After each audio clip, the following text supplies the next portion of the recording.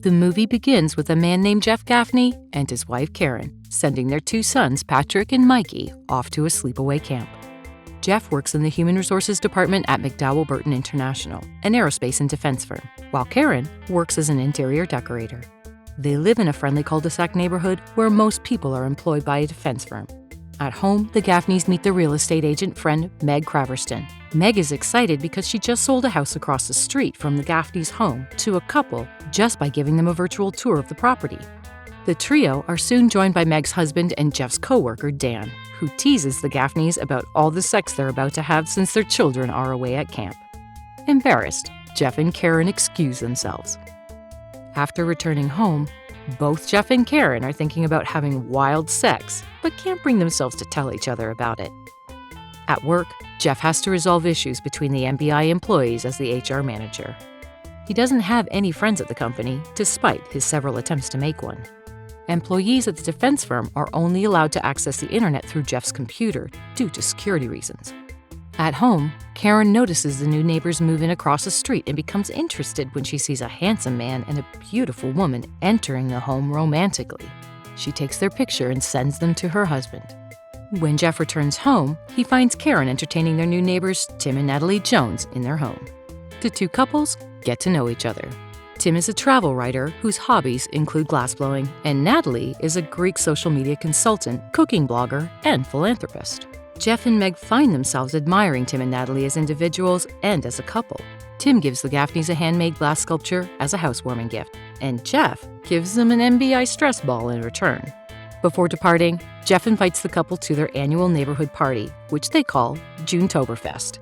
At the party, Tim and Natalie impress everyone with their many talents and skills. Tim tells everybody about his time at Hazim's Cafe in Morocco, while Natalie beats the neighborhood champion Dan in dart throwing.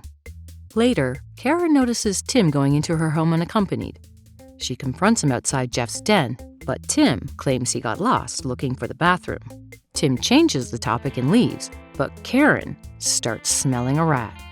After the party, Karen shares her feelings with Jeff about the suspiciously perfect Joneses, but Jeff assures her that they are friendly people and there's nothing suspicious about them. However, Jeff couldn't be further from the truth, and at night, Natalie and Tim go to the MBI headquarters. Natalie distracts the MBI guards while Tim sneaks into the building and logs into Jeff's computer. He retrieves emails sent and deleted by the MBI employees through Jeff's computer, coming across a suspicious email about somebody with a package awaiting further instructions. The next day, Jeff runs into Tim at the local ale shop. Tim invites him to have some Chinese food afterwards and takes him to a secret bar in his friend Ricky Lou's restaurant. Tim asks Ricky to bring the special drink, a wine bottle with an actual snake in it. Ricky also brings over the night's special offering, a live black viper. Jeff freaks out, but Tim assures him that Ricky knows what he's doing and calms him down. Ricky then cuts up the snake into multiple pieces and prepares a gourmet meal with it. Over dinner, Tim asks the drunk Jeff about the employees over at MBI, but cannot get anything useful out of him. Later, when the alcohol wears off, Jeff calls Tim out for trying to get him to open up while holding secrets locked inside of him. In a heart-to-heart moment, Tim admits that he hides the fact that sometimes he hates what he does for a living. Seeing Mr. Perfect Tim Jones open up to him, Jeff feels a brotherly bond between him and Tim and decides to take Tim for indoor skydiving, a passion of his that none of his friends share. Meanwhile, Karen notices Natalie going out and follows her. She witnesses Natalie doing what looks like a dead drop in a cafe. Karen continues to follow her, but eventually gets caught by Natalie in a lingerie store. Natalie calls her out, but apparently empathizes with her as a sexy, vibrant woman who has to dim their light for the world. Karen resonates with her, and Natalie picks lingerie for Karen to help her embrace her sexuality and sends her home. Karen and Jeff both return home happy and proceed to get intimate with each other, but end up accidentally breaking the glass sculpture given to them by Tim. Karen discovers a bug among the shards and becomes certain that the Joneses are spies. She insists on calling the cops, but Jeff tells her that they need more evidence. Karen agrees, and the Gaffneys sneak into their neighbor's house while they are away. Karen wears gloves, while Jeff wears socks on his hands to avoid leaving their fingerprints behind.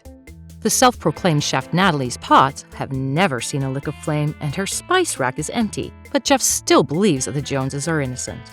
Lo and behold, Jeff and Karen come across a room full of advanced computers with files on missiles as well as files on Jeff and other NBI employees. They realize that Tim and Natalie are targeting the NBI.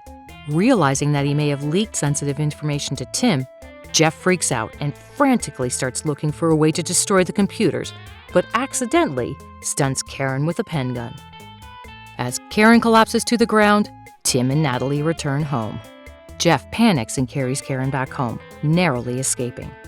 Seeing Tim gushing about Jeff, Natalie grows worried about him. She reminds him that the first rule of their work is to never get close to your targets. Tim flirtatiously responds that the first rule was not to fall in love with his partner.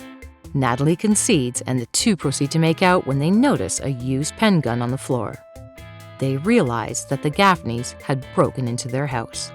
The next day, the Gaffneys arrange a private meeting with NBI's head of security, Carl Pronger, at NBI's old building. Before the Gaffneys could divulge any details to Carl, a sniper shoots Carl dead. The sniper then tries to kill the couple, but they quickly take cover behind their car.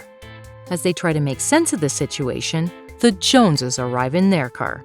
Natalie shoots at the sniper, while Tim asks the Gaffneys to hop in his car. When Jeff and Karen refuse to oblige, Natalie points her gun at them and orders them to hop in the car. The couple finally obliges, and a high-speed chase follows. A group of armed motorcycles follow the group and attach a timed bomb to their car. However, with Jeff's help, Tim and Natalie get rid of the bomb and blow up the armed men with it. Afterwards, over lunch, Jeff and Karen learn that the Joneses are actually trying to find the person at NBI who is trying to sell sensitive defense information. Tim also tells them that Natalie and him are a real married couple. Meanwhile, Natalie confesses that she is actually an Israeli. Jeff and Karen try to ascertain if they work for the Mossad or the CIA, but the Joneses refuse to give up any information about their employers. However, Tim assures Jeff that the bond between them is real. The two couples return back to the cul-de-sac, and the Joneses make Jeff and Karen promise to keep everything under wraps, including the Joneses' real identity. After the Joneses re-enter their house, they trigger a bomb that blows up their home. The Gaffneys keep their promise and lie to the police about the Joneses. After the police leave, the Gaffneys frantically pack their bags to go underground, but the Joneses reappear alive and well in their basement. It turns out Tim and Natalie found the bomb before it could explode and jumped out of their window to escape the explosion. They have also kidnapped Jeff's colleague, Dan Craverston, and his wife, Meg. Tim reveals that the Craverstons are the ones who are trying to sell NBI's experimental microchips to an international arms dealer called the Scorpion. The chips could be used to undermine the U.S. missile defense system. As they interrogate Dan further, the Scorpion calls on his phone. When Dan panics and is not able to answer the call, Jeff answers the phone posing as Dan and arranges a meeting at the Odyssey to deliver the microchips. Tim and Natalie set up their listening equipment on the hotel's roof while the Gaffneys get ready for the meeting.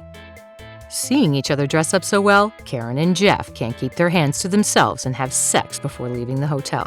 Tim and Natalie are forced to hear them going at it in their earpiece. Jeff and Karen meet the Scorpion at the hotel with a suitcase containing the chips, posing as Dan and Meg while the Joneses back them up from the roof. As the arms dealer looks at the chips, Jeff recognizes him from his company focus group. After verifying the chip's authenticity, Scorpion hands the couple the money and sends them on their way. However, the Scorpion suddenly remembers him as Jeff, the HR guy from NBI, and figures out that this meeting was a setup. It is revealed that the Scorpion is a former mid-level NBI employee named Bruce Springsteen. With their cover blown, Tim radios the mission control for backup, but the operation is aborted and the mission control refuses to engage in the public arena, branding the Gaffneys as collateral damage. To save the Gaffneys, Tim and Natalie surrender themselves to the Scorpion. Seeing the Joneses surrender, Jeff panics, and Tim apologizes to him for letting him down. Bruce is amused by the exchange and expresses surprise at Tim caring so much about a loser like Jeff. Tim swiftly shuts the Scorpion down and tells them that in a world where everybody lies and hides things, Jeff is an honest person. He is also forthright, friendly, and a good neighbor, all of which takes real courage. As Tim distracts Scorpion with high praise for Jeff, Karen grabs a knife. Pretending to have fallen for Natalie after seeing her in her underwear at the lingerie store, Karen goes over to kiss her and discreetly passes the knife to her. An intense battle follows, and the Joneses eliminate half of the Scorpion's henchmen. The Scorpion and the remaining henchmen follow the group into the hall. Tim tosses the suitcase with the chips towards the Scorpion and jumps out of the window into the pool with Natalie, Karen, and Jeff. As the Scorpion picks up the suitcase, Natalie detonates it, and a bomb kills the Scorpion and his remaining henchmen. The Gaffneys and Joneses celebrate and return back to the cul-de-sac.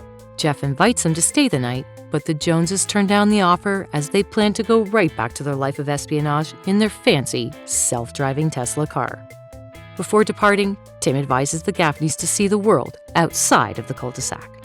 Jeff and Karen thank them for everything and bid them goodbye. The following summer, the Gaffneys visit the famous Hazim's Cafe in Morocco that Tim always talked about.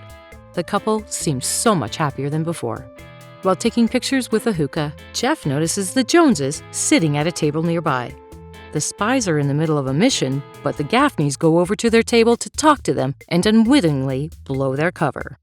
This triggers yet another gunfight, but Jeff and Karen couldn't be more excited. With this, the movie ends. Thanks for watching, guys.